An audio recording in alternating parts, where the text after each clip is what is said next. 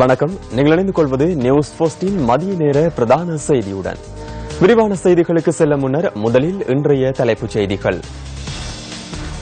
தமிழ் கைதிகளின் உண்ணாவிரத போராட்டம் 9வது நாளாகவும் தொடர்கின்றது. வடமாகாணத்தில் நிலவும் சீரற்ற வானிலை காரணமாக பாடசாலைகள் மூடல். மன்னார் யாழ்ப்பாணத்திற்கான போக்குவரத்து தொடர்ந்தும் தடைப்பட்டுள்ளது. சுமார் 6 கோடிக்கும் அதிக பெறுமதியுடைய பெருந்தொகை வெளிநாட்டு நாணயங்களுடன் சந்தேக நபர் ஒருவர் மத்தள விமான நிலையத்தில் கைது. இனி விரிவான செய்திகள். முதலில் உள்நாட்டுச் செய்தி.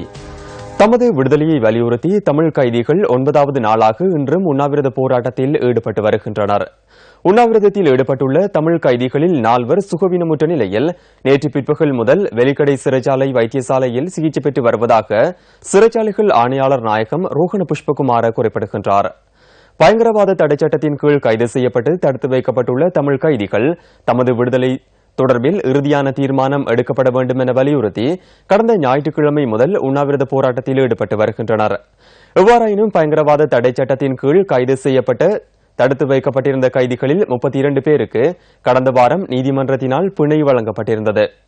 இவர்களில் 24 தமிழ் கைதிகள் பிணை நிபந்தனைகளை பூர்த்தி செய்ததன் பின்னர் உறவினர்களால் பொறுப்பேற்கப்பட்டுள்ளதாக சிறைச்சாலைகள் ஆணையாளர் நாயகம் குறிப்பிட்டார். எஞ்சியுள்ளவர்களின் பிணை தொடர்பிலும் அவர்களின் உறவினர்களுக்கு அறிவிக்கப்பட்டுள்ளதாக சிறைச்சாலைகள் ஆணையாளர் நாயகம் மேலும் குறிப்பிட்டார். பயங்கரவாத தடைச்சட்டத்தின் கீழ் கைது செய்யப்பட்டுள்ள தமிழ் கைதிகள் வெலிக்கடை, மட்டக்களப்பு, காலி, அனுராதபுரம், பல்லேக்கலே உள்ளிட்ட சிறைச்சாலைகளில் தடுத்து வைக்கப்பட்டுள்ளமை குறிப்பிடத்தக்கது.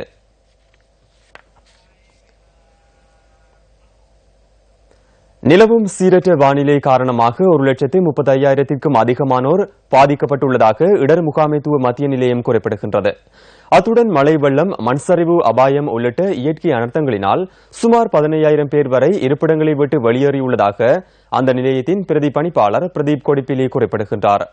எவ்வாறாயினும் இன்று காலை முதல் வெள்ள நிலைமையில் மாற்றம் ஏற்பட்டு வருவதாகவும் இடர் முகாமைத்துவ மத்திய நிலையம் குறிப்பிடுகின்றது.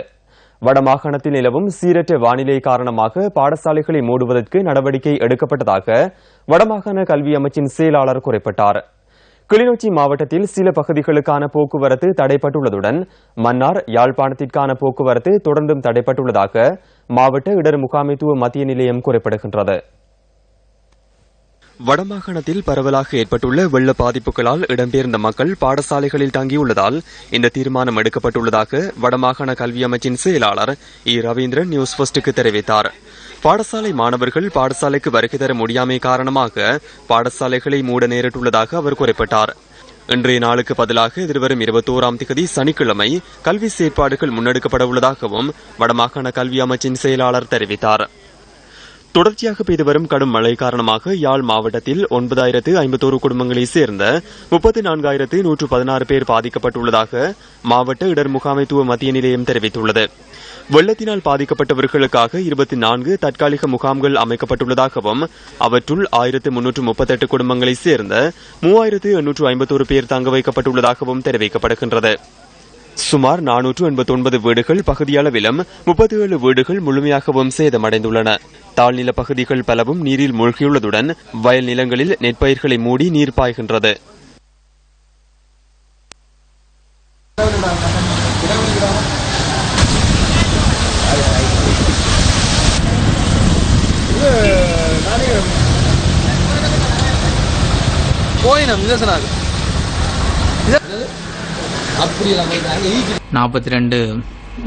இடம்பெயர்ந்து தங்கியிருக்கிற நலன்புரி முகாம்களிலே 2,057 குடும்பங்களைச் சேர்ந்த 7,486 பேர் தங்க வைக்கப்பட்டிருக்கின்றார்கள். இவர்களுக்கான சமைத்த உணவு வழங்கப்பட்டு வருகின்றது. மற்றும் இந்த மற்ற பாதிக்கப்பட்ட இடங்களிலே உள்ளவர்களுக்கான உலருணவு வழங்குவதற்கு நடவடிக்கை எம்மாலே மேற்கொள்ளப்பட்டு வருகின்றது. பாதைகள் அடைபட்டு நிற்பதால் தேங்கி நிற்பதால் பல வீடுகளுக்குள்ள வெள்ளம் பூந்ததாக அறிவிக்கப்பட்டிருக்கின்றது. அவற்றையும் உடனடியாக அந்த அடைக்கப்பட்டிருக்கின்ற வாய்க்கால்களை சுத்தமாகப்படுத்துவதற்கும் அல்லது இந்த தடைகளை அகற்றி நீரை போக்குவதற்கு முன் ஏற்பாடுகளை செய்யுமாறு பிரதேசர்களுக்கு நாங்கள் அறிவிக்கப்பட்டிருக்கிறோம். இதற்கு இராணுவத்தினருடைய உதவியையும் பெற்று செய்யுமாறு பிரதேசர்களுக்கு அறிவிக்கப்பட்டிருக்கின்றோம். கிளிநொச்சி மாவட்டத்தில் 4,056 குடும்பங்களைச் சேர்ந்த 16,450 பேர் பாதிக்கப்பட்டுள்ளனர். 13 நலன்புரி முகாம்கள் அமைக்கப்பட்டுள்ளதுடன் இதில் 870 குடும்பங்களைச் சேர்ந்த 2683 பேர் தங்க வைக்கப்பட்டுள்ளதாக மாவட்ட இடர் முகாமைத்துவ நிலையம் தெரிவித்துள்ளது. இரணிமடு குளத்தின் நீர்மட்டம் அதிகரித்துள்ளமையினால் 11 வான்கதவுகள் திறந்துவிடப்பட்டுள்ளன.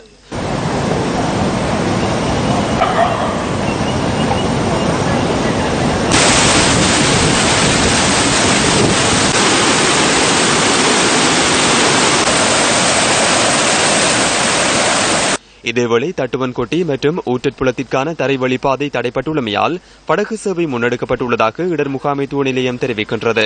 தொடர்ச்சியாக பெய்த கடும் மழை காரணமாக முல்லைத்தீவு மாவட்டத்தின் வயல் நிலங்கள் மற்றும் தாழ்நில பகுதிகள் நீரில் மூழ்கியுள்ளன.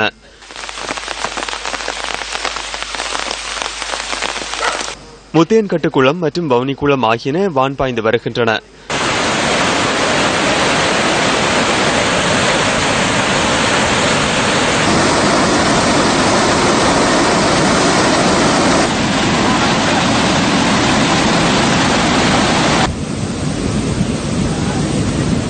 கடல் கொந்தளிப்பு காரணமாக மீனவர்கள் மீன்பிடியில் ஈடுபடுவதை தவிர்த்து வருகின்றனர்.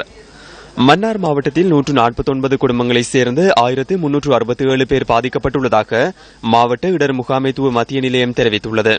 324 குடும்பங்களைச் சேர்ந்து 1275 பேர் 14 நலன்புரி நிலையங்களில் தங்க வைக்கப்பட்டுள்ளனர். வீட்டுக்குள்ள கூடி எப்படியும் 3 அடிக்கு தண்ணி நிக்குது. ஆனா இருந்து நாங்க சமைச்சு பிள்ளைகளுக்கு சாப்பாடு கொடுக்கவோ அல்லது பாடசாலைக்கு அனுப்பவோ, ஆனா இந்த மன்னார இந்த நேற்று முந்த நாள் பெய்த இந்த 2 நாள் மழையில ஒரு காலம், அதாவது நான் 20 வருஷம் என்று சொல்லலாம், ஆனா ஒரு காலமும் ஏற்படாத ஒரு நிலைமை தான் இந்த மன்னார்ல இன்றைக்கு ஏற்படுத்துங்க. எல்லாரும் விஜயபுரம் கிராமத்துல எல்லாருடைய வீட்டுக்குள்ள தண்ணி வந்துட்டு, வீட்டுக்குள்ள ஒரு அடி 2 அடி உயரத்துக்குள்ள உள்ளுக்குள்ள எல்லாம் தண்ணி, கட்டில உயரத்துல தண்ணி நிக்குது வீட்டுக்குள்ள. ஒரு வருஷத்துக்கு நாங்க பிள்ளைகள் எல்லாம் கொண்டு இப்படிதான் நிறைய நாங்க பள்ளிக்கூடத்துல தங்க வேண்டிய நிலைமை இருக்கு. எங்களை அந்த பள்ளிக்கூடத்து பக்கத்துல எங்க வீடுகள், சாதிப்புற பள்ளிக்கூடத்து பக்கத்துல எங்க வீடு, தண்ணி எங்களுக்கு இடுப்புக்கு இருக்குது. பாலியாறு பெருக்கெடுத்துள்ளமையினால் மன்னார் யாழ்ப்பாணத்திற்கான போக்குவரத்து தொடர்ந்தும் தடைப்பட்டுள்ளது.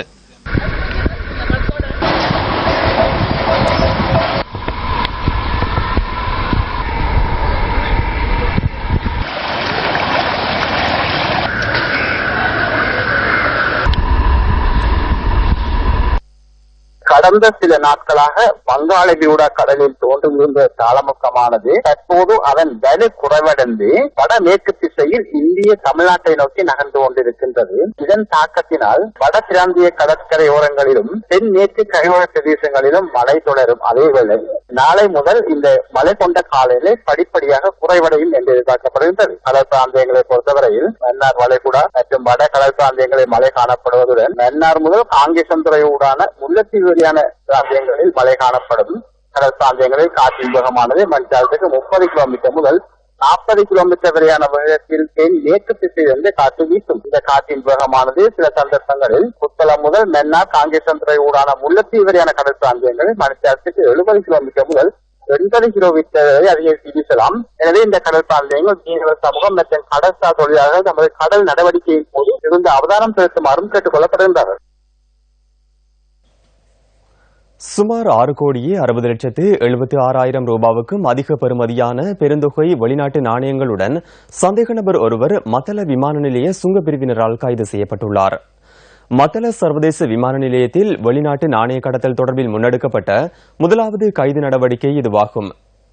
இந்த வெளிநாட்டு நாணயங்களை சந்தேக நபர் தமது பயண பொதியில் மறைத்து துபாய்க்கு கடத்தி செல்ல முற்பட்ட போது இன்று காலை 7:45 மணியளவில் கைது செய்யப்பட்டதாக சுங்க ஊடக பேச்சாளர் லெஸ்லி காமினி குறிப்பிட்டார். வெலிகம பகுதியைச் சேர்ந்த 35 வயதான ஒருவரே மத்தள விமான நிலைய சுங்க அதிகாரிகளால் கைது செய்யப்பட்டுள்ளார். சந்தேக நபரிடம் இருந்து அமெரிக்கா, யூரோ, பிரித்தானியா, குவைத், சவுதி அரேபியா, கட்டார், ஐக்கிய அரபு ராஜ்யம், டென்மார்க், சுவிட்சர்லாந்து மற்றும் ஓமான் ஆகிய நாடுகளின் நாணயங்கள் பெருமளவில் கைப்பற்றப்பட்டுள்ளன. ஊவா மாகாணத்தின் வார்விக் தோட்ட மக்கள் மண்சரிவு அபாயத்தின் மத்தியில் லைன்களில் தொடர்ந்தும் வசித்து வருகின்றனர். வார்விக் தோட்டத்தில் 80 குடும்பங்களைச் சேர்ந்த 400க்கும் மேற்பட்ட மக்கள் வசித்து வருகின்றனர். மலையகத்தில் கடந்த சில நாட்களாக நிலவிய மழையை அடுத்து விடுக்கப்பட்ட மண்சரிவு அபாயம் காரணமாக வார்விக் தோட்ட மக்கள் வெளியேற்றப்பட்டனர். செல்வதற்கு வேறு இடமின்மையால் அபாயத்தின் மத்தியிலும் ஆபத்து மிகு லயன் அறைகளில் வசித்து வருகின்றனர். வீடுகளில் வெடிப்பு ஏற்பட்டுள்ளமையினால் அச்சத்துடன் வாழ்ந்து வருவதாக அங்குள்ள மக்கள் தெரிவிக்கின்றனர். எங்களில் அம்பையில் ஸ்கூலில் போய் தங்க சொல்கிறாங்க, எஸ்டேட் ஸ்கூலில் போய் தங்க சொல்கிறாங்க. அங்கே போனால் எங்களுக்கு தங்கறதுக்கான வசதி எந்த ஏற்பாடும் செய்யலை. இந்த அரசாங்கம் எங்களுக்கு ஏதாச்சும் உதவி செய்யுதா, எங்களை பார்க்குதா வைக்குதா, எங்களுக்கு ஆதாரம் எதுவும் கிடைக்குதா, எதுவுமே இல்லை. நாங்கள் அனாதை மயக்க இருக்கோம். அப்போ நாங்கள் இருக்கிறது ஓட்டு கேட்கும் பொழுது தெரிஞ்ச உங்களுக்கு, இந்த மந்திரிமார்களுக்கு தெரியும், உங்களுக்கு இப்போ மட்டும் தெரியலையா? நாங்கள் எந்த மந்திரிமார்கள் எவ்வளோ பேரை நாங்கள் நம்பி ஓட்டு போடுறோம். இனி ஒருத்தர் இந்த பக்கம் ஓட்டு கேட்டுட்டு வரக்கூடாது. இது ஒரு மூளையான முடக்கான இடம் யாருக்குமே தெரியாது. ஓட்டு டைம்ல மட்டும் எல்லாம் வராங்க, வாகனமா எடுத்துக்கிட்டு வராங்க. அம்மா தாயன்னு பிச்சை கேட்கற மாதிரி எங்கள்கிட்ட ஓட்டை வாங்கிட்டு போயிடுறாங்க. நாங்க உங்களுக்கு ஓட்டு கொடுக்கறதுக்கு, சந்தா கொடுக்கறதுக்கு நாங்க வெக்கப்படுறோம். அது இருந்தாலும் எங்க பிள்ளைங்க ஒரு கிலோ அரிசி மாவு சரி, நாங்க ஒரு கொப்பி அது வாங்கி கொடுத்து சரி நாங்க படிக்க வைப்போம். அதை செஞ்சு தரேன், இதை செஞ்சு தரேன்னு எல்லாம் பொய்ய சொல்லிட்டு போயிடுறாங்க. உங்களுக்கு பொய் சொல்லிட்டு போனீங்க, உங்களுக்கு இப்ப வெக்கமா இல்லையா? தமது பிரச்சனைகள் தொடர்பில் சம்பந்தப்பட்ட அதிகாரிகளுக்கு பலமுறை தெரிவித்தும் இதுவரை எந்தவித நடவடிக்கைகளும் முன்னெடுக்கப்படவில்லை என மக்கள் குற்றம் சுமத்துகின்றனர். மட்டக்களப்பு மாவட்டத்தின் போரதீவுப்பட்டு பகுதியில் நேற்றிரவு புகுந்த காட்டு யானை அரிசி ஆலை ஒன்றை சேதப்படுத்தியுள்ளது.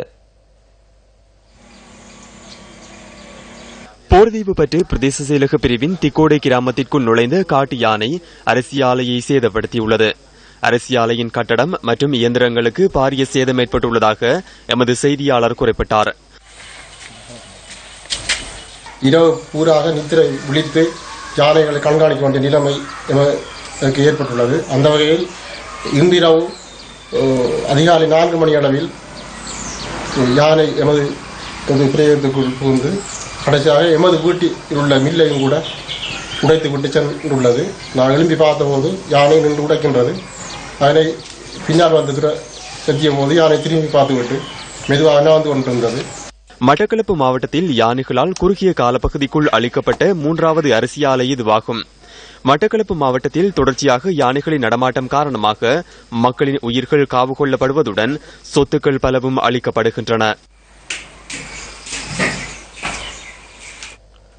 HIV தொற்றுக்குள்ளான 161 பேர் வருடத்தின் இதுவரையான காலப்பகுதிக்குள் அடையாளம் காணப்பட்டுள்ளதாக சுகாதார அமைச்சின் பாலியல் தொடர்பான நோய்கள் மற்றும் எய்ட்ஸ் ஒழிப்பு தேசிய திட்டம் குறிப்பிடுகின்றது. 52 பேரின் மரணங்களும் பதிவாகியுள்ளதாக அந்த பிரிவின் பணிப்பாளர் டாக்டர் சிசிர லியனகே தெரிவித்தார். இளைய தலைமுறையினரிடையே HIV தொற்றுக்கு உள்ளாவோரின் எண்ணிக்கையில் அதிகரிப்பு ஏற்பட்டு வருவதாகவும் அவர் குறிப்பிட்டார். கடந்த வருடத்தின் இதே காலாண்டு பகுதியில் 60 பேர் மாத்திரமே அடையாளம் காணப்பட்டிருந்ததாக பாலியல் தொடர்பான நோய்கள் மற்றும் எய்ட்ஸ் ஒழிப்பு தேசிய திட்டம் குறிப்பிட்டுள்ளது. HIV தொடர்பான விழிப்புணர்வு நடவடிக்கைகள் முன்னெடுக்கப்பட்டு வருவதால் அது குறித்த பரிசோதனைகளை செய்து கொள்வோரின் எண்ணிக்கையும் அதிகரித்துள்ளதாக அந்த திட்டத்தின் பணிப்பாளர் டாக்டர் சிசிர லியனகே மேலும் குறிப்பிட்டார்.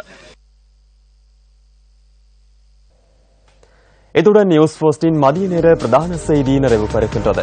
மீண்டும் சந்திக்கலாம் நியூஸ் போஸ்டின் 2:25 மணித்தியால செய்தியில். வணக்கம்.